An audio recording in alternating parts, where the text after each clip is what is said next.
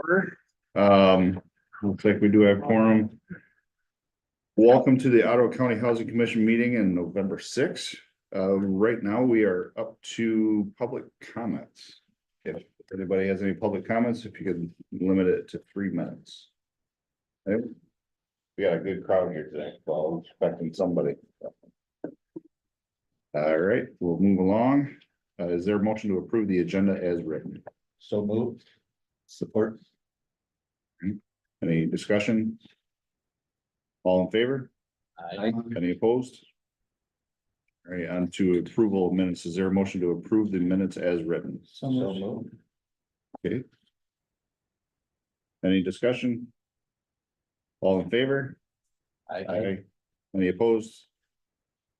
All right, on to our favorite topic, the small footprint home project update. Yes, Nick, most of our updates come from Rich today, but Okay. we're working on just cleaning up all the plan sets and getting them ready to launch on the website. We're targeting the first housing commission meeting of the new year. I think plans about January 8th.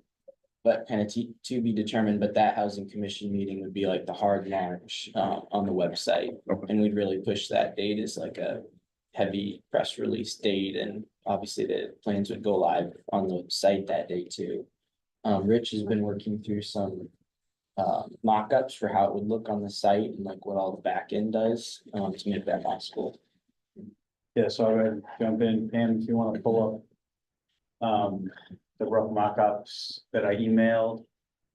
So if any of you have been following the project at all, pretty much since last fall, we've had a homepage with a basic summary and some links to the press releases and that sort of thing. Now we're getting ready to finally share and go live with the actual open source home plans that Matt and Nick and the community have been working together on. And so I'm kind of working through the bugs and mocking up exactly how to do that. So first here at the homepage, just kind of adding some pieces of information, language is being updated. We're gonna add a frequently asked questions section just to kind of answer more of the different questions that have kind of been out there in the public about the project, a little more background. And that'll be kind of like a preview, kind of accordion drop down if you wanted to scroll a little more. Bear with me because, website page, it's more of a deep than wide thing here. You can kind of expand that and you'll be able to see frequently asked questions and then an expandable list of all the partners, from the different housing commissioners, obviously, different building partners, Katie Carruthers, and we'll just kind of give a shout out to all of them. And then at the bottom, we'll have other pieces of information, links to previous press releases, and then in the center there, kind of highlighting, I have the actual pilot project home plans that we're promoting, and there's a little summary there. There'll be a button, and then Pam, you want to scroll to page 2 of this PDF. So here's like what I'm envisioning for the home concept page. Really, again, promoting the homes themselves and what we went for and highlighting how much thought had been put into them and the fact that their designs are influenced by and informed by the different regions of Ottawa County and the different styles that we're including with this. And then Pam, if you want to scroll down a little forward, we've got a preview of each concept. So we have each home size, the 440 square foot, 1 bedroom, 1 bath, the 672 square foot, 1 bed, 1 bath, the 800 and what is that? 824, and then the largest, the 2 bedroom, 2 bath. And then, if you remember in previous discussions in these meetings, not only are there 4 sizes of these homes, but there's 4 looks within these sizes. So although this is static here, if you see those arrows, the idea is that people can flip through and say, okay, well, I want to look at the 1,056 square foot home in the Dune concept, which is what I'm referring to as a skin, but it's the outer appearance with the different fascia and different color scheme, different layout. Then if you were like, oh, well, I'm not interested in that one, you could flip forward and then look at the more of the forest design, or we have the in-town design. So that way you can kind of flip through, and then below that, we'll also have, images that you'll be able to roll over and look at Katie Carruthers, the interior designer's really beautiful renderings. But that's just kind of like a preview page to give you an idea, a flavor of what these homes could offer. And then if you actually want to download the plans, it's gonna take you to a forum page. And so Pam, if you wanna move on to that, this is a form that would pop up. And basically what we're hoping for, you know, if the visitor is serious about downloading our home source, our open source plans, we want them to register with us, and we want to collect a little bit of data. So we, you know, kind of like are conducting a survey, and we understand, okay, are these people mostly from Ottawa County, or we need more attention from the larger region? So we want them to go through this, not necessarily provide their name. I mean, we can work through this and discuss this right now about exactly what we think is most useful, but I have like email address, the address, or at least the zip code of where where they reside or where their business is, you know, municipality where they might be interested in building. And then some more qualitative kind of questions, like how did you learn about us? What piqued your interest? And then some more nuts and bolts, like requirement disclaimers and agreements to say, okay, you know, using of these unmodified restricted plans, you know, these are designed for Ottawa County. You know, if you're building these in other places, you need to make certain changes, and Nick and Matt can speak more to the technical aspects of what those changes could be, but basically just having a disclaimer there. And we're gonna work through that language. We just have a rough draft that I've shared with the commissioners here. This is something that we're working on live, so we really will appreciate your feedback and thoughts about exactly what we should and shouldn't include. And then below that, then you'll finally select your plan. So you'll have the 4 different types of homes with the 4 appearances, 4 exteriors that you can select. And then once you check those off and hit submit, you will receive a direct link in your email to whatever plans you selected. And then maybe a little bit of a contact information and a thank you for your interest. So that's what we're working on here. So this is truly open source then? Yeah, that is the plan, Yeah. Unless we have other ideas. Municipality, would you do a drop down? That just includes just Ottawa County, because otherwise. I wasn't necessarily, but what are your guys' thoughts on that? I was just imagining, because I think we expected random people, and you know, once this goes live on the internet, this will come up in searches, and Right. someone in Ohio or New Mexico or Yeah. whatever might come across this and be interested, and Yep. and we don't want to discourage people from being interested, but we do want to make clear that this is, you know, designed for West Michigan, designed for Ottawa County. And so if you want to download these files, you need to agree to this disclaimer, and that this is designed for West Michigan. So if you did a drop down with all the municipalities within Ottawa County and an other, and somebody clicked the other, and then it would lead to a box where they would populate what that other is. You could probably accommodate both of those. Sure. things. Yeah, And maybe include an option too that says something like, I'm not building in any municipality, I'm just downloading them to look at them. Yeah, I'm just, Yeah. yeah, this is cool. I wanna Yeah. see what my options are. That's a great idea. I also think this is, I don't know if we need to get in too much of the weeds of language in this conversation, but one thing that we're trying to be very clear about in both the disclaimer as well as that should be consistent throughout here is the fact that what you're downloading is not technically a complete set. You would still need to verify code compliance for yourself, or your contractor would need to verify those things and kind of actually complete the submittal for permit. And so this phrase here, Rich, where it says use of these plans unmodified are restricted. I would take that unmodified word out because it kind of makes it feel like, well, as long as it's unmodified, then it's good to go. it's good to go. Okay, sure. And then the other thing is, I think the whole kind of intention of that checkbox or that statement, use of these plans is unmodified are restricted within the borders of Ottawa County.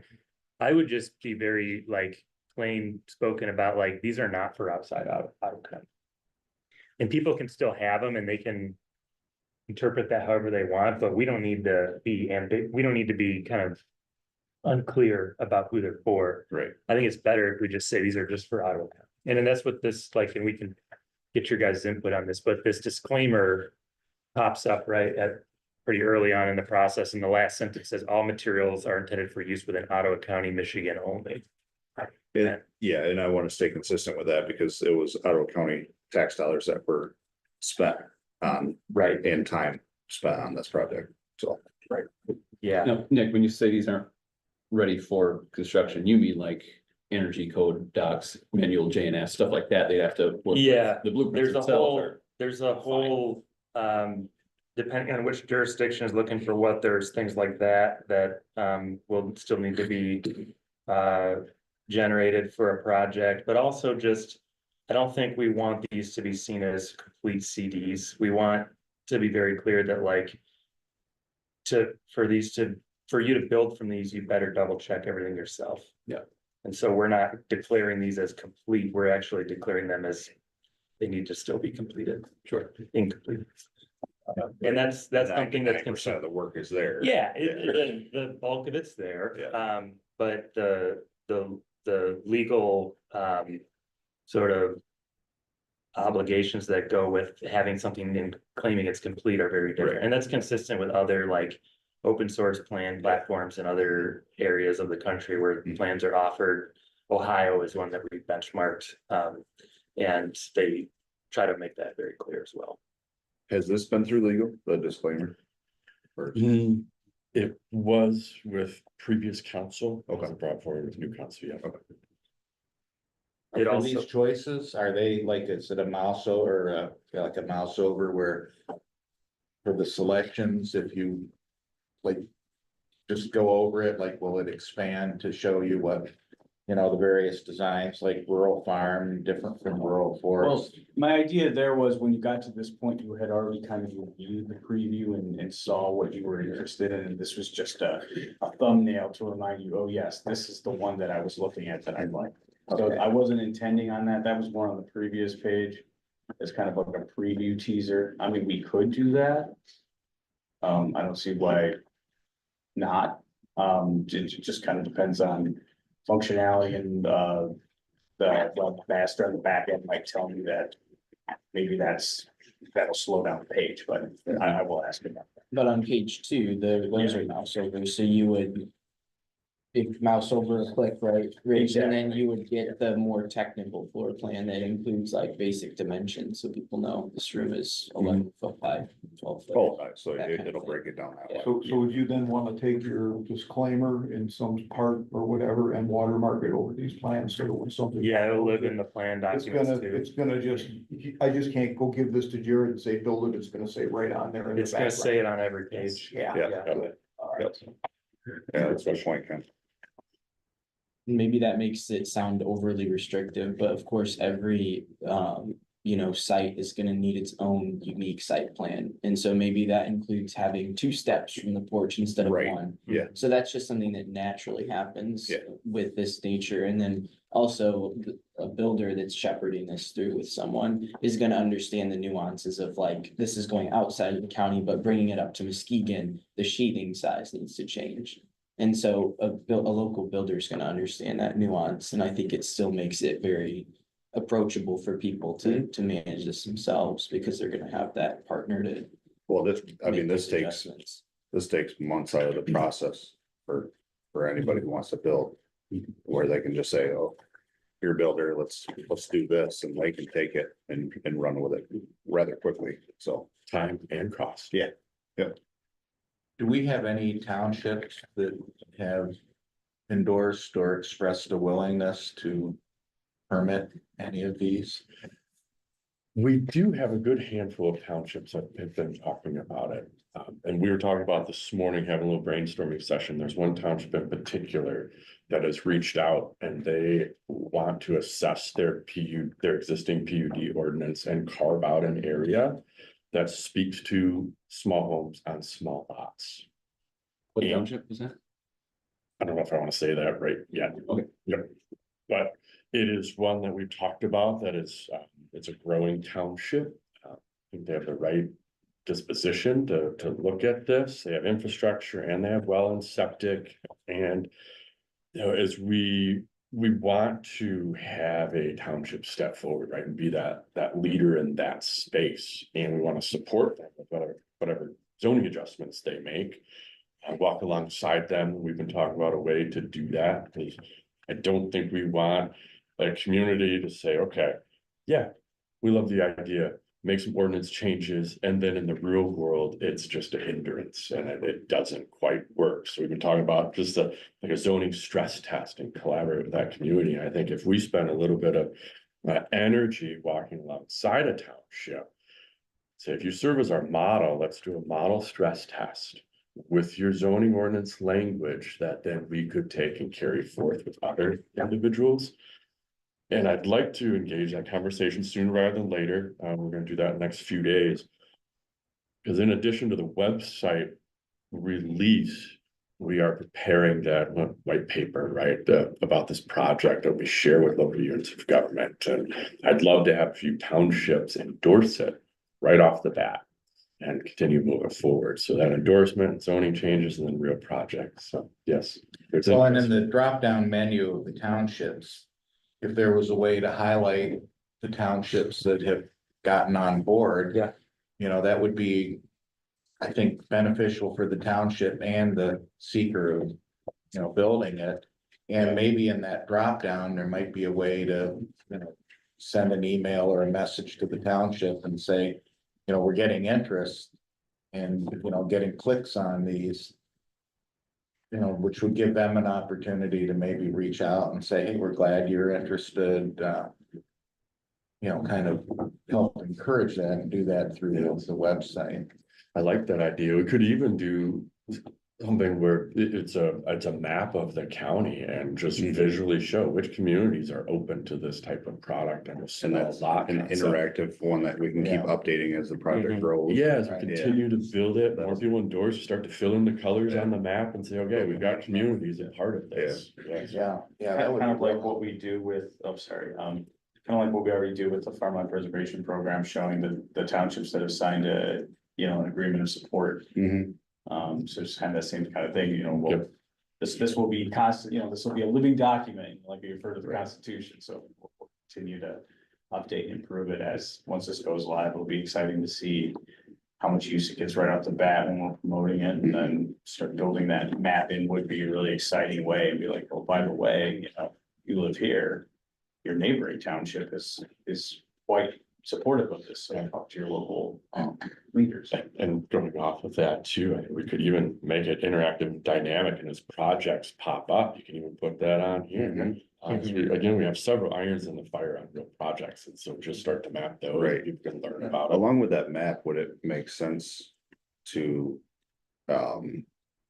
automatically tie into the planning commission, like their contacts, or hey, talk to your zoning people and here are your zoning people of this, you know, To make it easy, yeah, to make it easy for somebody to reach out, because not everybody knows how to find that information. it's a great idea. Yeah, and you could also add in who else is interested.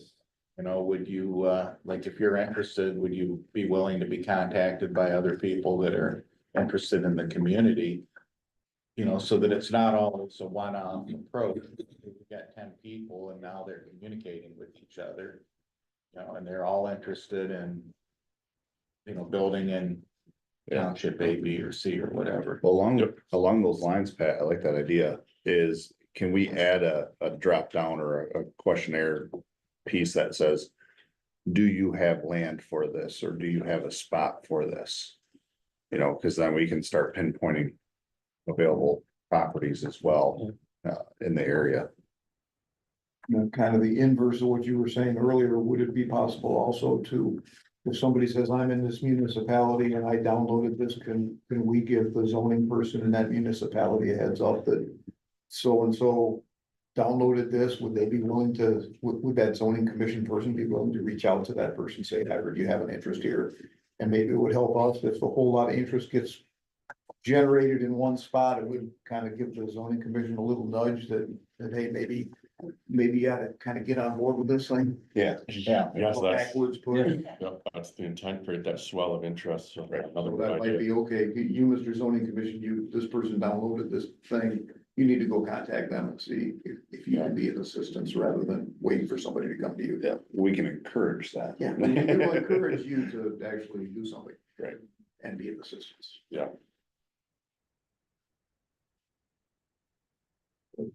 It's great. Yeah, we can create that genuine demand, you know, and be able to be the connector for those pieces. That's then I would say mission accomplished. Yeah, get that ball rolling, so. Awesome, Rich, thank you. This is great. Oh, you're welcome. Take some time to digest this. Anything occurs to you while you're flipping through the next few days, you know? Yeah. or Whenever. Yep. just reach out. Okay. We'll tweak it. And our goal, Matt, you had said, January 8th to have this full live right to rip. That is what we're aiming for. All right. Got some vacations, and holidays in there, so. All right, corridor analysis, next steps. So we'll talk about with Ryan Kilpatrick. last time. Yes, so quickly, a couple, just the handouts here, just for visual reference for Thanks, you Nick. guys. That was on that presentation that we shared at the last meeting. The blue areas identify where there's groundwater challenges. And the red, pink shows where there's existing infrastructure. And as a county, as we continue to grow. And as we want to support the agricultural industry. And we are talking about housing challenges, you know, those are all those conflicts. So the corridor analysis. You know, that intent, right, is how do we maximize existing infrastructure? And we have that proposal from Flywheel, from Ryan. I've been working and sharing that with other partners, with Lakeshore Advantage, communicating with Housing Next. Talked about this with the county groundwater board, and that's been in their strategy playbook as well on groundwater mitigation techniques, maximizing infrastructure. So the next steps, I hope to get on some additional meeting agendas with partners and talk about how we can pull together the needed funding for this. So we have the price quote from Flywheel. We know what that will cost to do it on a countywide basis. So we need other funding partners, and I'd like to make some moves on this, maybe kick it off at the first of the year if I can move that rapidly on it. And we reached out to our workforce development partners on this too, because they're kind of tied into the whole housing aspect as well. Workforce development with like Michigan Works and Yeah. others, not, Yeah. no, I've not yet. It's a good suggestion. Because they have a lot of contacts with businesses and what the need is for a lot of these businesses as well, so. We'll continue to keep you up to date on this one. I think a standing agenda item almost. Yeah. To keep this moving along, I think it's important. Mhm. We look countywide at these opportunities. Do we have any data on projects already in place or going to be started on bringing infrastructure through the county? I don't have that readily available, but there's lots of infrastructure projects. Mandy can probably speak to a lot of that more than I could. Sounds good. A question, Paul, we've got this, battery storage project in Glendon Township. That's on the boards. Is that going to make the water problem more acute? Because you need to cool, I mean, it's a really great project and it really, I think, needs to be done for what we're doing, but is it gonna make the groundwater problem worse there in terms of cooling these things and et cetera, et cetera? And if so, should they be encouraged to maybe contribute to making the problem better? The deep bedrock system, I am not aware that they will be utilizing that. Challenged water aquifer system. They'll be using municipal water, and there's more concerns with quality concerns with surface water with those systems. I don't know if you could speak to that a little bit more too, Mandy. I haven't, I can't, I don't Okay. know the answer to that question. I think it's a great question. I'd be happy to look into that. I can speak to some of that. I've done quite a bit of research on the BEST project. I was at the meeting yesterday. Great. The township meeting. Or the planning and zoning meeting for Blendon, and there is no municipal water available there. Hmm. Where that location is, it's on a 40-acre parcel. There's a land division that needs to happen because it's over a year lease, and so the township still has to approve that split. In variance, and so there's. I would say, out of the people that showed up yesterday, probably 90% were against it, and. Most of the people who voted or talked in favor of it were not from Blendon. So that's kind of where it stands right now. There is concern about the water situation there. The groundwater is high there. And possible contamination is a possibility. And it's just a matter of the fact. Or fact of the matter. So to answer your question, Ken, that's kind of the gist of that meeting yesterday. So, Okay. Lot to sort out with that project. yeah, yep. Next up, Mandy from Lakeshore Advantage. You come up and introduce yourself and who Lakeshore Advantage is if people don't know. Yeah, you can sit wherever you'd like, yeah. Well, hello, thank you for having me. My name is Mandy Cooper and I'm the Vice President of Strategic Initiatives at Lakeshore Advantage. Paul invited me to come and provide a little bit of an update on some new work we're going to be leaning into related to workforce housing. Before I get into that though, I thought it might be helpful to provide a little context about what we do in case you're not familiar with Lakeshore Advantage. So Lakeshore Advantage is the nonprofit economic development organization that serves Ottawa and Allegan counties. We've been around for 20 years. We added Allegan County back in 2018. And our mission is to grow a healthy economy where people want to live and work.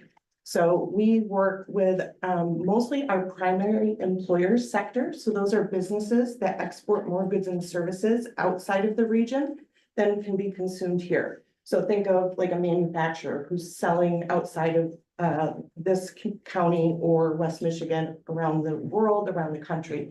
The reason we focus on those types of employers is because they bring tax dollars, they bring wealth back into our communities. When they're selling outside, those dollars come back here. We want them to be spent here through our retailers, our professional services sectors, obviously also through good paying jobs.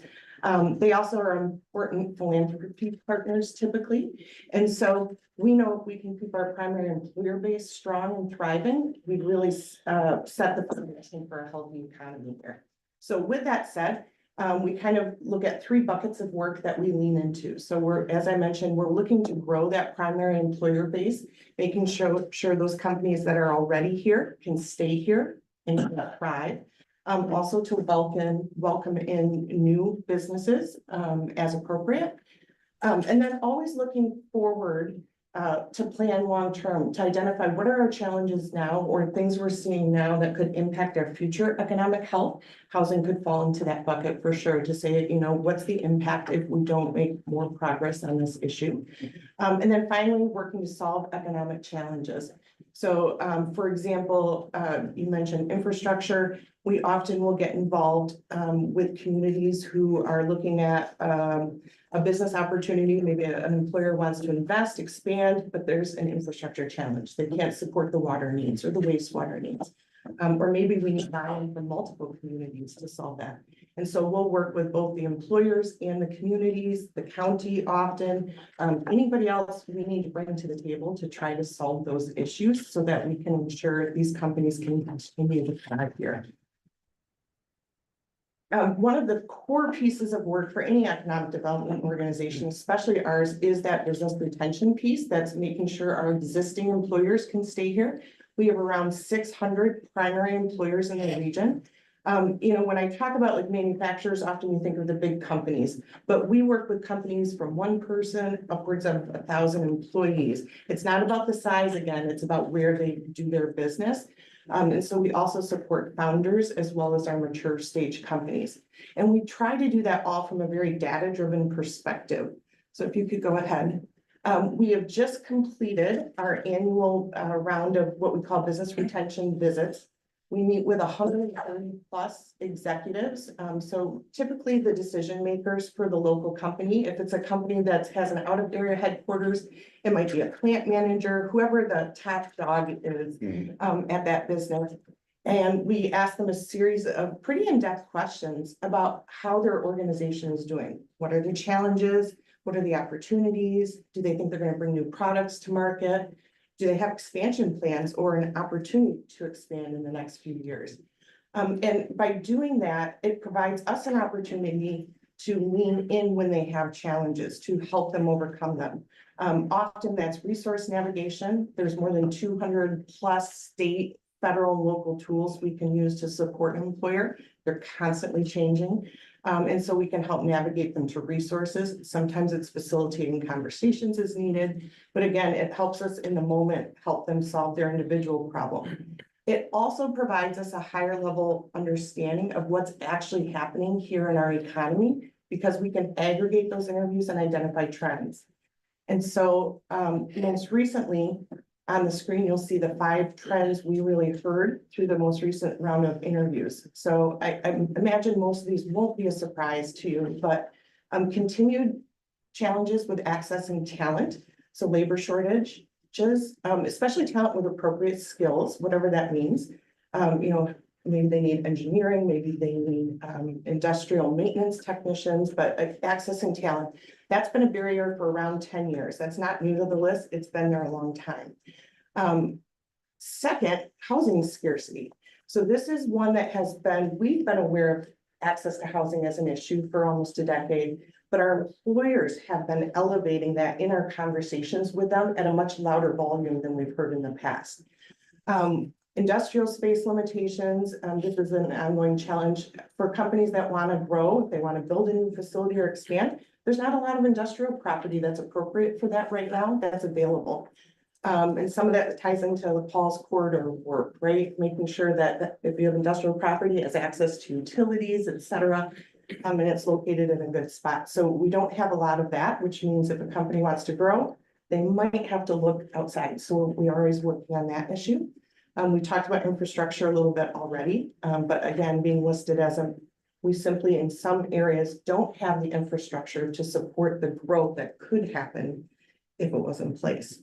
And then finally, our businesses have talked about rising costs. The cost of doing business has gotten higher, whether that's related to health insurance increases or their supply chain, and they're seeing impact from tariffs or any other number of things that can impact those prices. So this is what the situation is today, what we're hearing today from our employers. And the reason I share all of this is, again, I want you to understand who Lakeshore Advantage is and how we interact in these spaces and why we are leaning into the housing space. We have identified this today, obviously, we're talking about this right now, but we back in 2016 were already flagging. We know availability of housing, especially housing that our workforce can afford, is a challenge. And so in 2017, Lakeshore Advantage, along with several other partners, including the community foundations in Grand Haven, in New Zealand, Ottawa County, some of our Haven partners, worked to stand up Housing Next. And so Housing Next was launched in 2017, and I'm sure all of you in the room here are pretty familiar with Housing Next.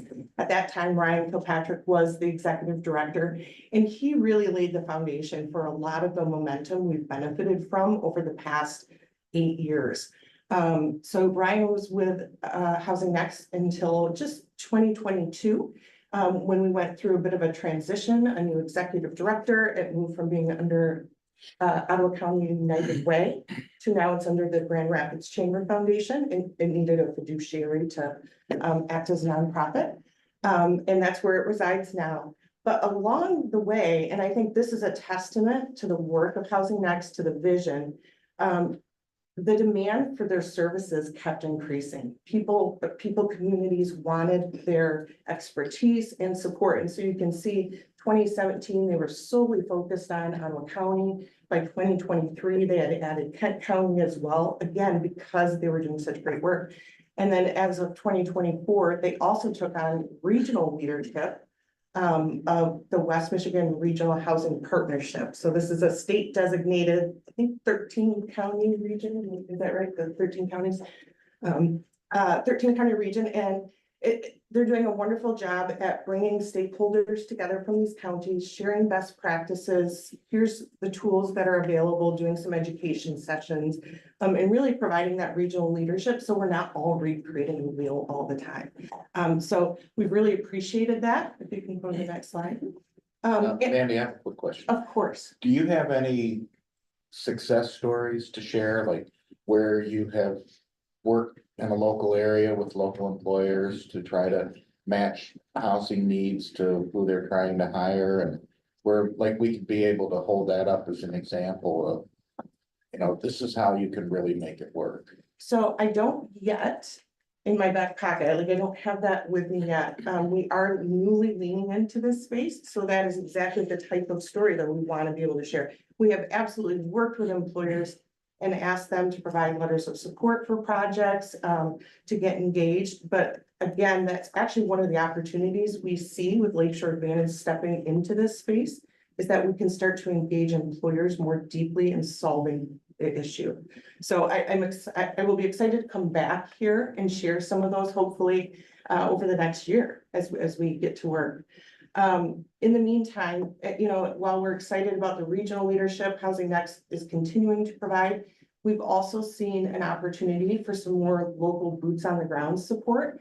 And so we really believe that continuing to work with Housing Next as a regional leader, as the experts in this space, first with advocacy and trying to continue to get tools available at the state. We also need to have a little extra oomph here located in Ottawa County. So some of the things we identified with our stakeholder partners, which included those organizations I listed earlier, an opportunity to really build relationships with local government partners around the housing challenge, an opportunity to do more proactive community education about the need and the impact of not solving the challenge, to provide technical assistance to help developers see the vision for what they could do and make the request for them to consider incorporating some workforce housing potentially into their projects.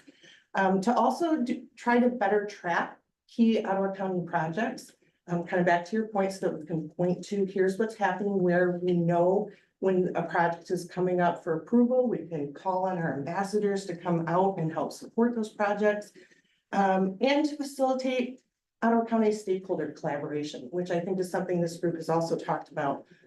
Paul and I work closely together, our teams work closely together, and it is so important that any efforts in the housing space continue to be aligned with what's happening here in the county.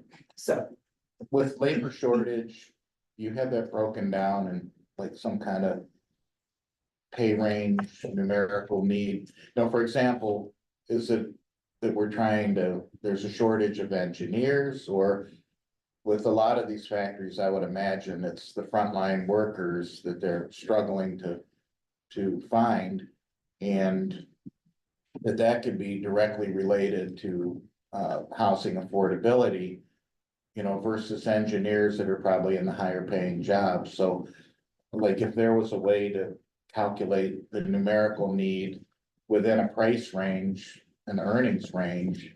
absolutely there is, yeah. And then to be able to say that, you know, for these employees that we're looking to hire, you know, the biggest obstacle is cost of living. And the number one factor is housing cost. And if we could get housing in this price range, we could fill these jobs with people that we can afford to pay. You just laid out the case for why this is so important. You're 100% correct. We do have identified top in-demand careers at a high level. Engineering is absolutely one of those. Also industrial technicians and for sure some of more of our production workers, but who also need to be skilled. And then the third one would be skilled trades. So any piece of the skilled trades industry, we know that there is a constant need for more access to talent, more people entering that education and experience pipeline so that we have them there in years to come. And then also like computer systems IT systems support, as you can imagine with AI coming online and all the opportunities and challenges there. So those are kind of the 4 buckets. When we think about who are we talking about as far as the availability of workforce housing goes, I threw up on the screen here, from the most recent housing needs assessment, we identified we're gonna need around 16,000 plus new units over the next 5 years. Our median home price right now is around $380,000 in Ottawa County, and our median household income is $87,000. Those 2 numbers are out of whack. You cannot earn the median household income and afford the housing that's being built today or that is available. When we think about who will we serve, Lakeshore Advantage, who are we focusing on? We're focusing on the workforce. So it would be the majority of our population who earn between 60 and 120% of that AMI. So loosely defined, $61,000 to $123,000 a year for a household. Now, to your question more specifically about what about, like engineers, are they having a problem? Well, an entry-level engineer may only make 70,000, not only, but they may make 70,000 and they still can't afford the housing here, which means we're at risk of not being able to attract that younger talent we need to be here long-term. And that's really what we see is we really want to secure that 25 to 34-year-old emerging workforce, and without housing for them that they can afford, we won't be able to do that. So it's really a matter, we have a need for you, but we don't have a place for you. And if we could say we have a need for you and we have a place for you, that would go a long way It to will, solving this.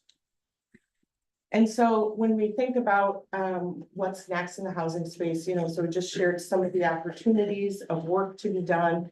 Talking with stakeholders, the question was, we do see the need for a local resource that's here. Where should that resource live? And there's lots of options. Some communities, they put a resource at the county level, somebody on staff at the county. Sometimes it's housed at the community foundation. That's the case down in Allegan right now. They have somebody on staff that's working full-time on housing. Here and in a lot of other communities, we said we think the economic development nonprofit Lakeshore Advantage makes the most sense. And the reason why we came to that conclusion together, the stakeholders and our team, is it aligns with our mission to ensure a healthy economy. We know it's a key barrier to growth. We already have a lot of experience working real estate development projects because we do that on the industrial side, on the infrastructure side. So we have tools, mechanisms in place to support that. And we have relationships with our local unit of government partners and our development community. So we are really excited to lean into this space. How we see this working is, again, Housing Next staying on first as the regional lead. And Lakeshore Advantage really stepping in to focus on workforce housing. So that is our focus. It's not all housing. We are going to narrow that. That's our piece that we see we can move the needle on. To be a liaison between our local governments and developers, to identify priority projects and communities that are ripe for development, and then make sure when there's a project that's coming that we are there to support and help them get across the finish line. To work with our stakeholders and increase collaboration, communication with them.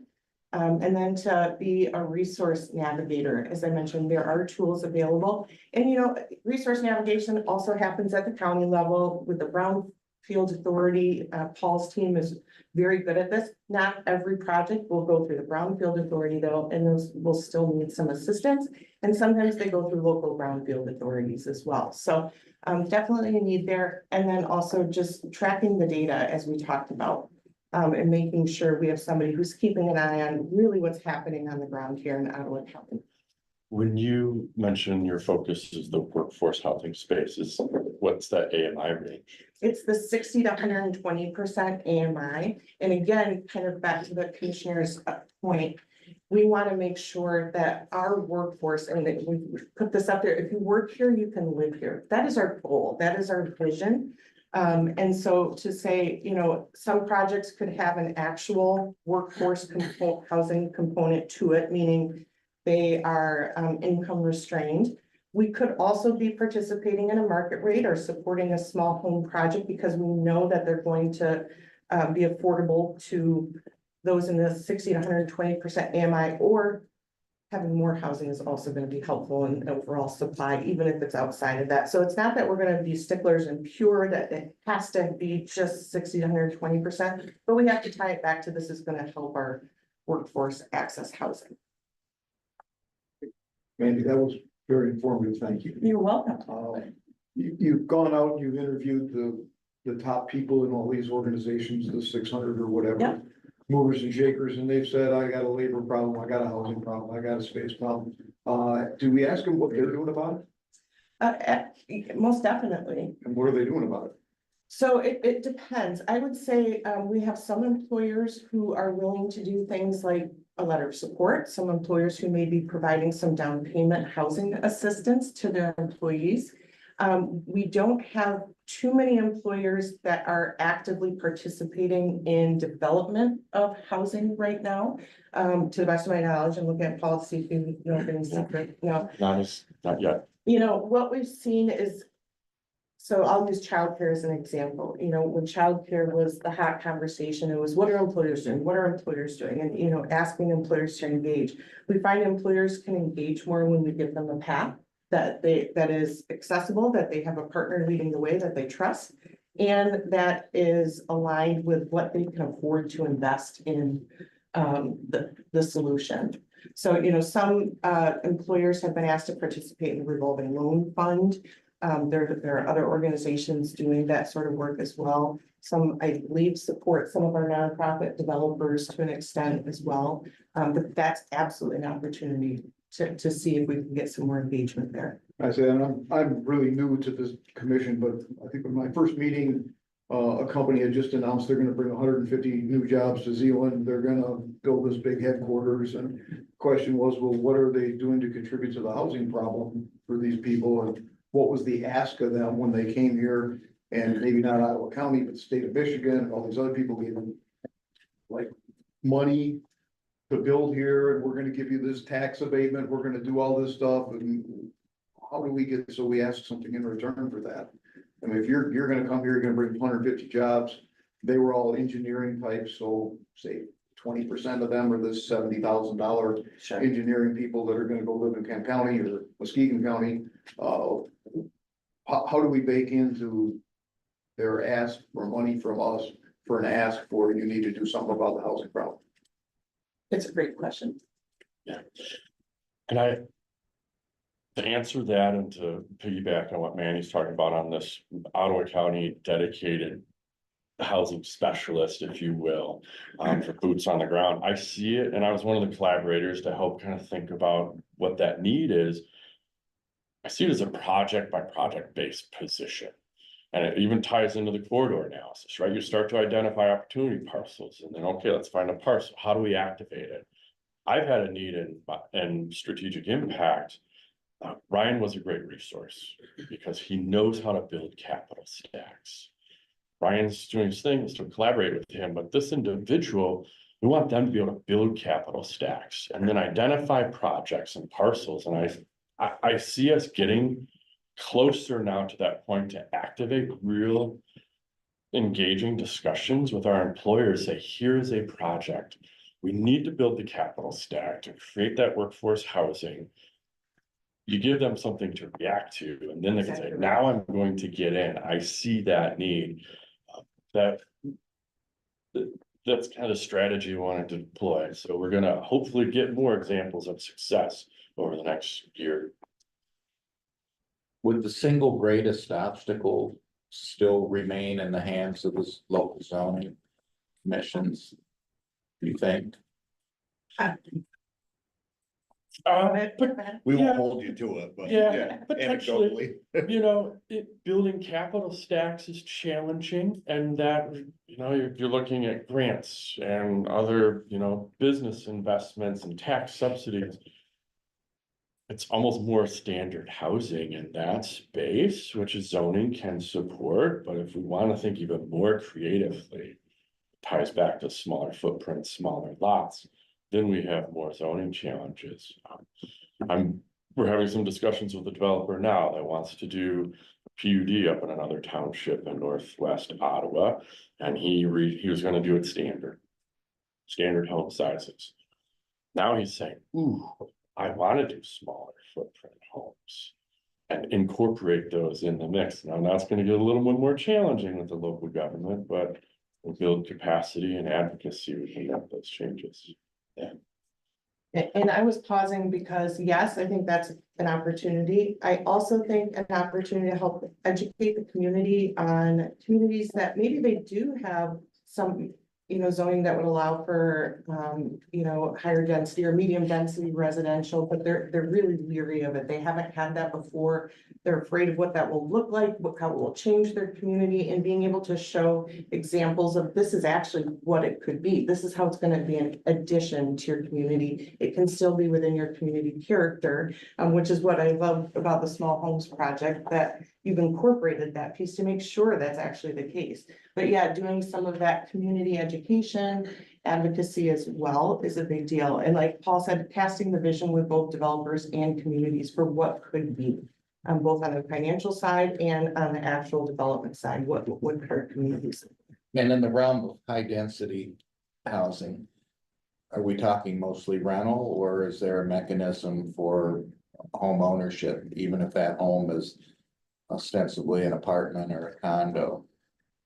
So the housing needs assessment really said, if you look at the numbers in the full assessment that Bowens did, they really said we're on track to bring the number of rental units they anticipate we need. It's the for sale units that are that could use some acceleration, that we're going to have to work more intentionally there. And that's again, looking creative ways, how can we bring the price point down for smaller homes? What does that look like? There are, like, we have the Brownfield TIF tool, which can be used for sale product. But again, zoning different types of home stock, that's actually going to be probably where we see more movement. Have you correlated home ownership with employee retention and stability? Like, is there? I think there probably is that, and I just don't have a number available on that. I'll look into that. Yeah. Because It is. It's a they're great all question. working, but renting. That's a highly mobile situation. Every time the lease needs to be renewed, that's an opportunity to look elsewhere. In fact, not only an opportunity, maybe a requirement to look elsewhere, not only for where you're gonna live, but then where you're gonna work. So home ownership could be a real anchor to employee stability for all of the local businesses. I think that's a great point. And intuitively, that makes sense, right? Right. I do know that there is some discussion about whether or not the desire for home ownership is changing at all among some of our younger generation, if they really do want to own, or do they prefer to rent? So that'll be an interesting thing to see as well. Is that? And that's driven by a lot of cost factors as well as philosophy. You don't think you can afford, then you could say we're focusing on renting, but you don't see owning as a viable option. Sure. That might be a way to encourage the local zoning decision makers to say, we're gonna change some zoning here to create affordable housing because it helps our employers, it helps our tax base. And a lot of rentals fundamentally change the culture in a community. If you have, more than a certain percentage of renters, then it does kind of fundamentally alter everything in a community, and I can see where that would be a concern. So finding a way to keep that balance through affordability might really, be the solution to the fear factor of, we built too many houses, it's gonna change everything. It's like, not if you build the kind of houses that are needed. And I think it's also within that really important to stay aligned with a community's appetite for growth, right? So one of the things we'll talk about when we get into, okay, where are the projects we need to invest our time? We want to do that in communities that really have the capacity to grow, that want the growth, that are open to it. and not fight uphill battles where it just doesn't make sense. That's not what the community wants. They get to design their own community as well. So as far as what next steps look like, we have now posted for a community development director. That's the title we're using. They will focus though, as discussed, fully on housing for the next several years.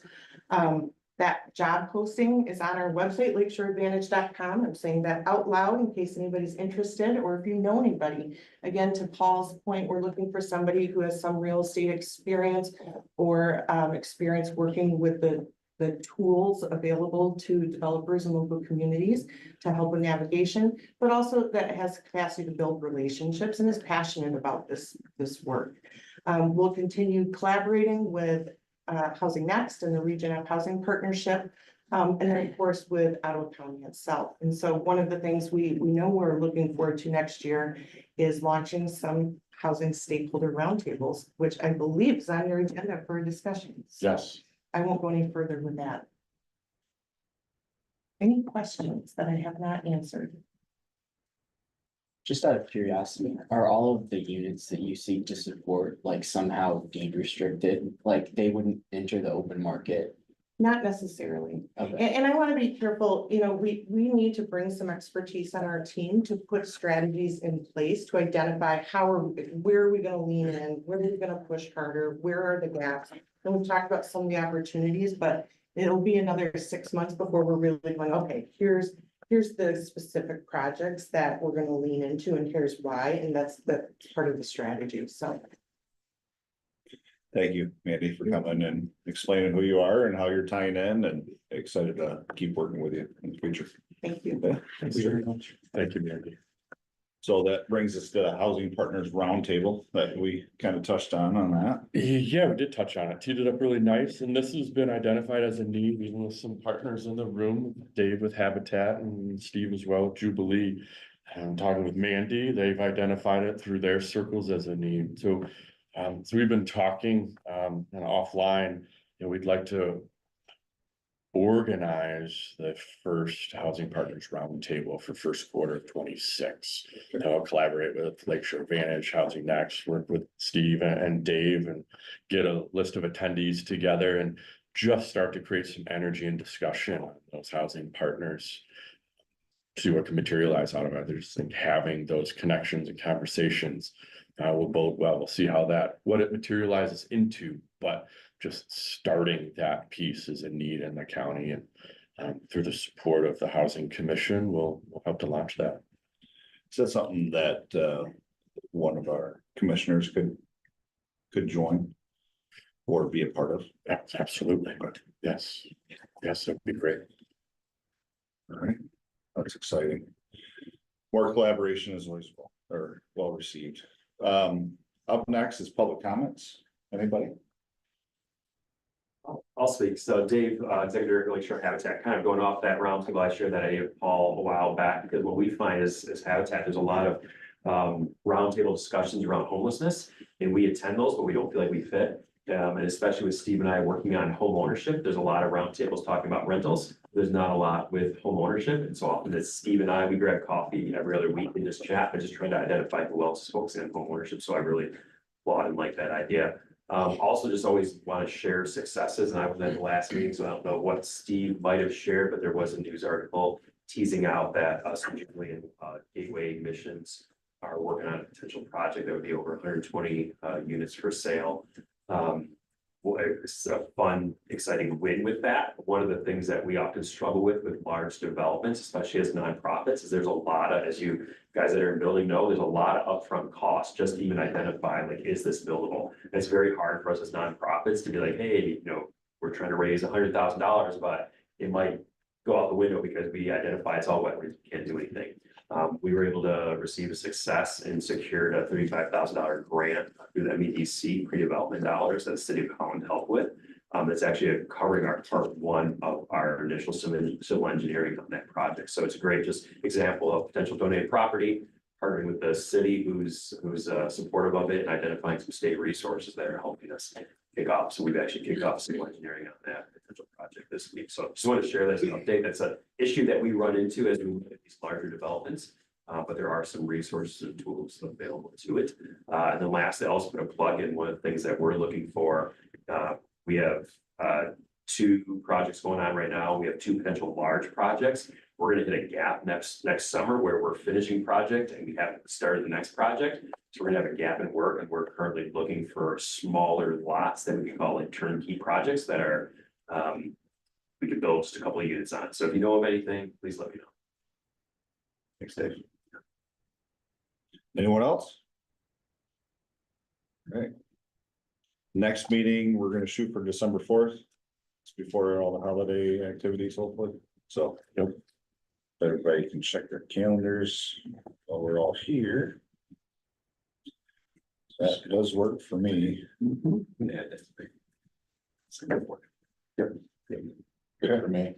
Anyway, for 2026, does everybody want to continue with the first Thursday of the month? Seems like it's working. I mean, January is gonna be a little different because Yes. that's New Year's. January, I would think in the second The second week, Thursday, yeah, so the 8th. yeah, that'll work. Yep. Okay. All right, well, thank you, everyone. This meeting is adjourned.